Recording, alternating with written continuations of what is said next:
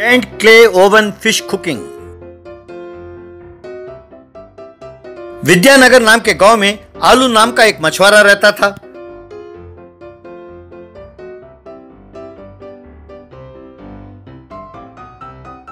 क्योंकि वो मोटा था तो सब उसे आलू आलू कह के चिढ़ाते थे।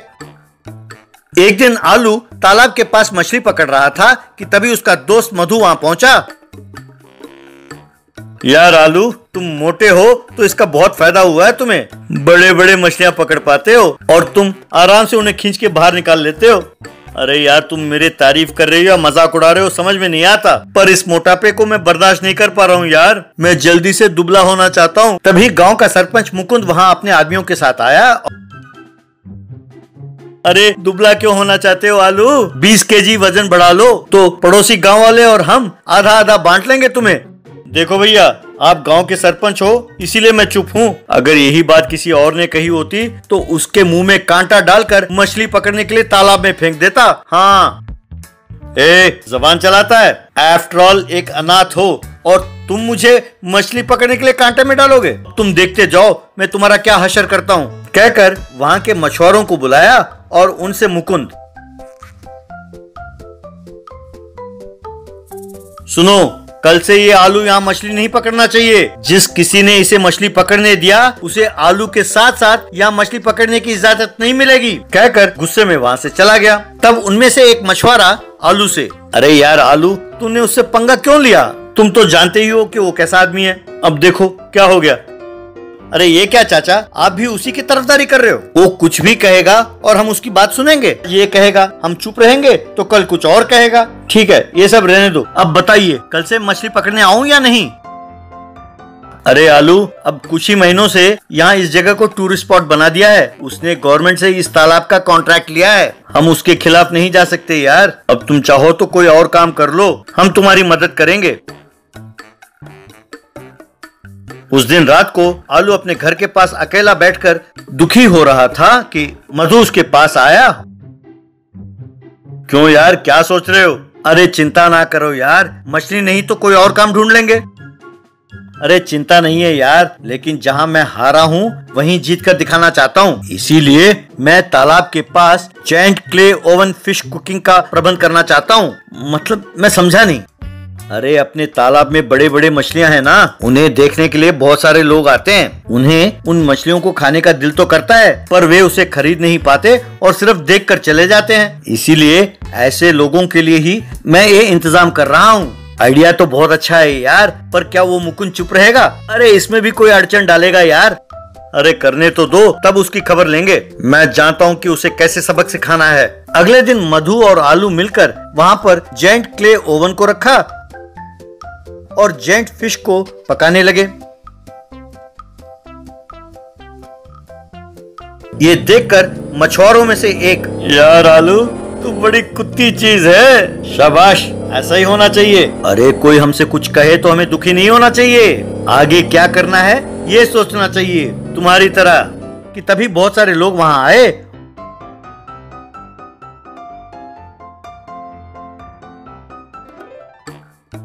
और उसके जायंट फिश को खाकर उसकी खूब तारीफ करने लगे।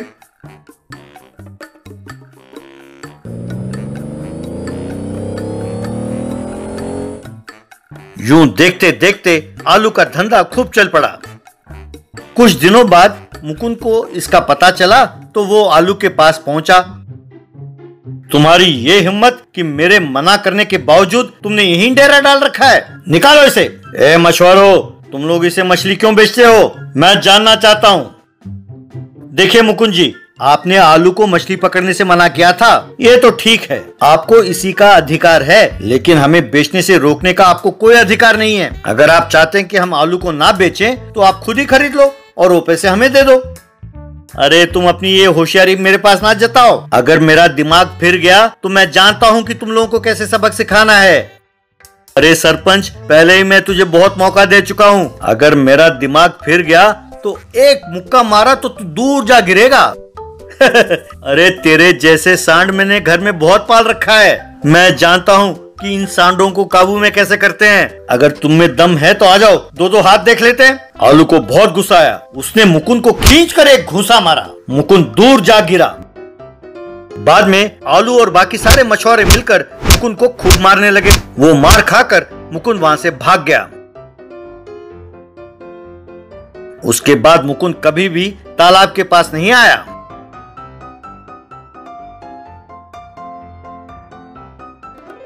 आलू आराम से अपना जेंट क्ले फिश कुकिंग का धंधा मजे से चलाने लगा। Chocolate sofa. माटुंगा नाम के गांव में मनोज शर्मा नाम का चॉकलेट बनाने वाला रहता था। वो हर साल न्यू ईयर के दिन एक जेंट चॉकलेट बनाता था। वो सोचने लगा कि इस बार क्या किया जाए। उसने अपनी पत्नी मधुरिमा को बुलाकर, मधु, तुम तो जानती ही हो कि हर साल न्यू ईयर के लिए बड़े बड़े केक बनाता हूँ, पर इस साल क्या बनाऊं समझ में नहीं आता। तुम्हें कोई आइडिया हो तो बताओ। चॉकलेट एरोप्लेन बनाओ, उसमें सब चढ़कर थोड़ा थोड़ा चॉकलेट खा सकते हैं। हम मीठा एरोप्लेन कहकर उसका प्रचार भी कर सकते हैं। कैसा है मेरा आइडिया? अरे चॉकलेट एरोप्लेन, आइडिया अच्छा है, पर इसके लिए बहुत सारा चॉकलेट की जरूरत पड़ेगी।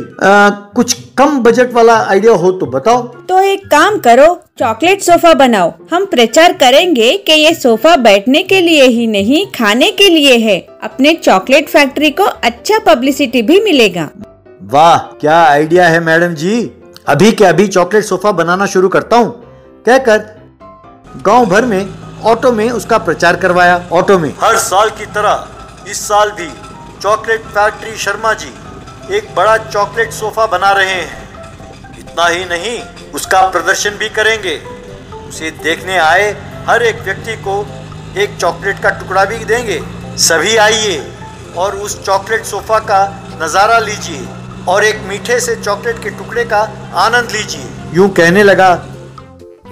अरे ये शर्मा कुछ ना कुछ नया करता ही रहता है। वैसे चॉकलेट सोफा बनाना कोई आसान काम नहीं है। मैं जानता हूँ कि इसे बनाने के लिए आधा ट्रक चॉकलेट पाउडर और आधा ट्रक चीनी की जरूरत पड़ती है। यार, कहते ही मुंह में पानी आ रहा है। बनाने के बाद तो और भी मजा आएगा। मैं उस दिन जरूर जाऊंगा। चाहे जितना भी काम हो सब छोड़कर उस चॉकलेट सोफा का एक टुकड़ा तो जरूर खाऊंगा। यूं बात कर रहे थे कि भीड़ में उनके बीच खड़ी सत्या नाम की लड़की अपने बॉयफ्रेंड गुरु से, अरे गुरु, तुम मुझसे सचमुच प्यार करते हो या प्यार का नाटक करते हो? मुझे अभी जानना है बस। गुरु अपने आप से, ये क्या, इसे अचानक ये शक क्यों हुआ? यूं सोचकर सत्या से, सत्या, मैं तुम्हें अपनी जान से भी ज्यादा प्यार करता हूँ। तुम्हारे लिए कुछ भी करूँगा। ठीक है, फिर मेरे लिए एक चॉकलेट सोफा बनवाओ। मैं उस पर बैठकर एक टुकड़ा काट कर अपना बर्थडे सेलिब्रेट करती हूँ। अरे सत्या, वो चॉकलेट सोफा बनाने के लिए कम से कम 3 लाख रुपए खर्च होते हैं। इतने पैसे मेरे पास कहाँ हैं पगली। एक चॉकलेट का टुकड़ा चाहो तो अभी बेकरी से लेकर आके देता हूँ, पर चॉकलेट सोफा ना मांगना, मैं नहीं ला पाऊंगा। जो गर्लफ्रेंड के लिए चॉकलेट सोफा नहीं ला सकता, उसे गर्लफ्रेंड की क्या जरूरत है? चलो जाओ, तुम्हारी जरूरत नहीं है। जो मुझे चॉकलेट सोफा ला कर देगा वही मेरा बॉयफ्रेंड है। तो गुरु परेशान होकर, अरे मेरी चॉकलेट सत्या, तुम ऐसे डिसीजन ना लिया करो। तुम्हें चॉकलेट सोफा चाहिए यही ना? मैं उसे तुम्हारे पास लाने के लिए कुछ ना कुछ करता हूँ। फिर अपने मन में, अरे अभी के अभी ऐसे चॉकलेट को बनाना मुश्किल है, कोई उस सोफा को चुरा कर ले आए तो ठीक होगा। यूं सोच रहा था कि उसके पीछे खड़ा मुन्ना आगे आया और, क्यों गुरु, क्या चाहिए? वो जो अनाउंस कर रहा है, अगर मैं उस चॉकलेट सोफा को चुरा कर तुम्हारे गर्लफ्रेंड के सामने लाकर रख दूं तो तुम मुझे क्या दोगे? तुम्हें क्या चाहिए? पर तुमने ये सब कैसे जाना कि मुझे वो चॉकलेट सोफा चाहिए? अब तक तुम दोनों की बातें सुन रहा था मैं जानता हूं कि इस वक्त तुमने ये चॉकलेट सोफा उसे लाकर नहीं दिया तो तुम्हारा उसके साथ ब्रेकअप हो जाना पक्का है। देख लो। तुम सच कहते हो यार। अब मैं क्या करूं? तुम्हें क्या फीस देना होगा? गुरु, मैं भी एक प्रेमी हूँ। एक प्रेमी के नाते तुम्हारी परेशानी को मैं समझ सकता हूँ। कोई ज्यादा नहीं मांगूंगा, बस तुम्हारे गले में पड़ा वो जो चेन है सोने की, वो मुझे दे दो बस। तब गुरु ने मुन्ना को वो चेन उतार कर दे दिया। मुन्ना ने उस चॉकलेट सोफा को चुराकर गुरु के घर में लाकर दे दिया।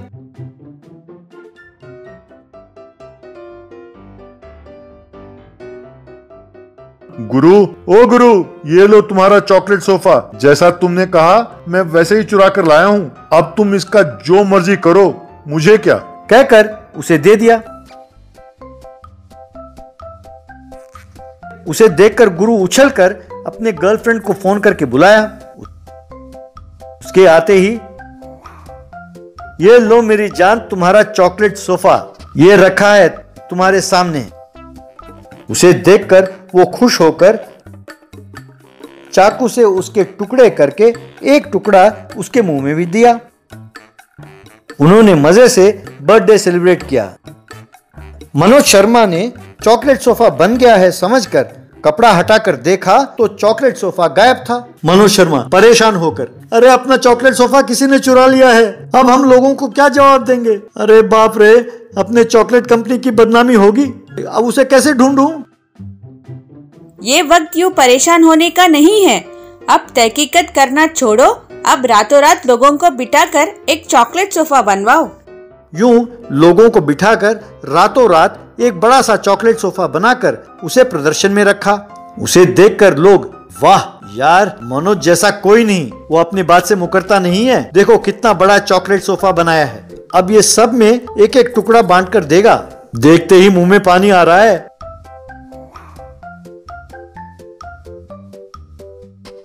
तब मनोज और उसकी पत्नी ने सबको एक एक टुकड़ा काट कर दिया। सब खाकर खुश होकर घर चले गए।